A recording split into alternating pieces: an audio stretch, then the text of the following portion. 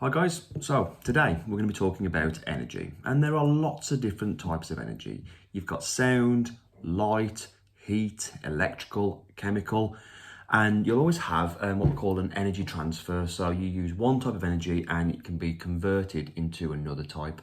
Great example is a car. You put fuel in it, that's chemical, and then you get kinetic energy, which is movement out. So today we are actually going to be talking about kinetic energy and potential energy. A brilliant example is an elastic band. So potential energy is energy that's stored when an object is stretched, squashed, or even twisted.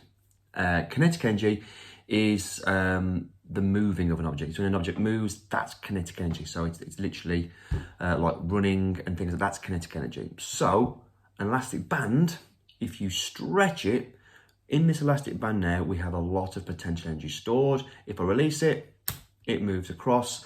That's your kinetic energy. So the transfer is from potential to kinetic. Another one would be this lovely wooden peg. If I squeeze it, it's now got potential energy. And when I release, that's the kinetic energy. We're going to use these today to get onto some making. Okay, so we're going to make a confetti launcher or bazooka. It has a piece of rubber so we can store some energy. What type of energy is this if we store it? Potential. When we release, we get kinetic. Now, if we scrunch up a little piece of paper and then we very, very carefully pull it back. Oh, yeah. So, obviously, don't use this to shoot at animals and things, but we can have a bit of fun with it. If you stuff it with lots and lots of bits of very fine paper, like confetti, you can actually just create quite a mess in your parent or carer's living room, which will be brilliant. So this is a really, really simple project. We're going to need 1 or 2 toilet roll tubes. You can see in my first example, I've actually just taped 2 toilet roll tubes together, just so it looks more like a bazooka and not just like a small little firearm. Quite like the look of that, but again, it's up to you. This is yours. The first thing we need to do is give this balloon a really good stretch. So here we go. Now the reason why we're doing this, it's just so obviously it's not really stiff when we try and stretch it over the end of the toilet roll tube in a moment. Now you don't want to take too much off this, so you want to just cut about 1/2 centimetre off the end, and then tie a knot in this. The knot's just going to help us pull back on our launcher and also stop things from falling out if we start loading up with small bits of paper, etc. Okay, so just like that. We then place your toilet roll tube upright, put your fingers inside, and then just stretch it over like that. Okay, you don't want to stretch it too far up. Now all we need to do now is secure this with a little bit of tape. So I've got one piece of tape there, and I'm going to place it so it bridges the line of the balloon and the tube. I'm just going to go all the way around and just gently press down firmly by rotating it in my hand like so. Try and get it so that the knot kind of falls in the center as well. That'll just make your launcher a bit more accurate. Give it a try. Perfect. Now, if you want to, take a second tube and you're just going to repeat the process like that. A nice little experiment would be using the same piece of paper, fire it with 1 tube, 2 tubes, maybe even 3 tubes, see if it makes any difference to the accuracy or the distance. So that's a little challenge for you there. I'm just going to I'm going to stick 2 together just because I do like the look of the longer launcher as opposed to the shorter one. And as you can see, it is a little bit fiddly because I want to make it nice and accurate. I don't want anything catching when I'm firing. I want to be a precise marksman, shall we say. Like that, okay? So that is your basic launcher there. Have a play, do some tests, and when you're happy with how it launches, we can then move on to decorating it.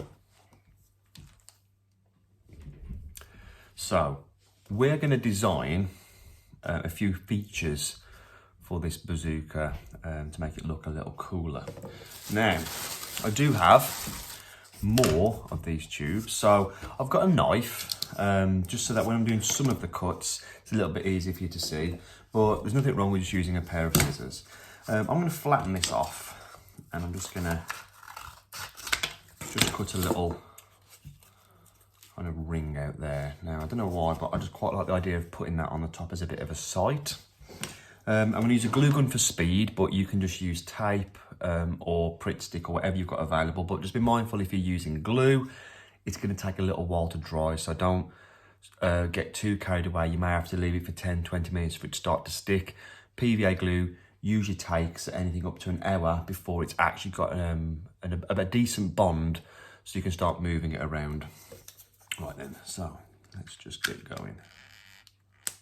Put a little blob on there, and I'm going to stick that there.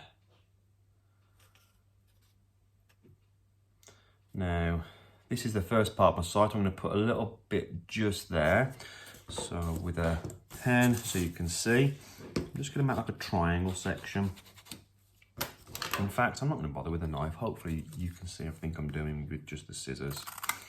Now, any type of cardboard will be great for this. So I'm just using some cardboard that came when we ordered something on the internet. It came in like a corrugated box. That's fine, but seal boxes work well as well. Now, obviously, I want this to be really accurate. So I'm going to stick that, and I'm going to try and get it right in the centre there. So I'm going to just make a little mark with where I want it. That's perfect. And then this is going to be the tricky bit. I'm going to stick some glue right on the edge. If you're doing it, you might want to use tape if you're doing it with glue as well, because you may find a bit of tape on these side bits will just kind of help keep it upright. And it's starting to look a little bit like a really mean launcher, isn't it? I'm going to just trim the top just because it looks a little bit hard. I'm doing all this by eye. It's just whatever looks cool. I'm going to run with. Okay, so you can see I could add extra bits here and there just to kind of bulk this out a little bit, but you get the idea. Just go wild. Design whatever it is that you want. At this point, when you're happy with your finished product, we can then start thinking about making it stronger. Okay, guys. This step isn't necessary, but if you want to make your launcher last a bit longer, you're going to want to make it a little bit harder. Now, the way we can do that is using some newspaper and PVA glue, and then we're just going to layer it over, and when it dries, the PVA glue will be quite stiff and firm, and it will help give this product a little bit more life. To do that, we're going to get some PVA glue, and I'm just going to squirt a little bit of that into cup. Just be aware that this is going to get messy, so don't be wearing your best clothes and don't be doing it on the living room carpet. I'm just going to put a little bit of water in it. Now, at school, we use brushes, but you may not have a brush, so fingers. Yeah, slosh it around in my finger. And there we go. Get it all mixed in, so just keep on working it around. Remember, if this grosses you out, find yourself a brush or a stick or something, but that'll be okay. Okay, now I'm just going to take a piece of this. I'm going to soak it for a moment in this. Now, this is where you can potentially end up getting quite messy. So just kind of let any excess run off and then place it on your launcher. Now, you want to just use your fingers to smooth out all of the wrinkles and the bubbles, and you want it firmly stuck down onto the surface. And you're literally just going to keep doing that. And you're going to overlap each one. Now, when you get to things like where there's a join here, this is really going to help make that durable, isn't it? So just take your time to get it right in there. So I'm just going to push that down and line him up there.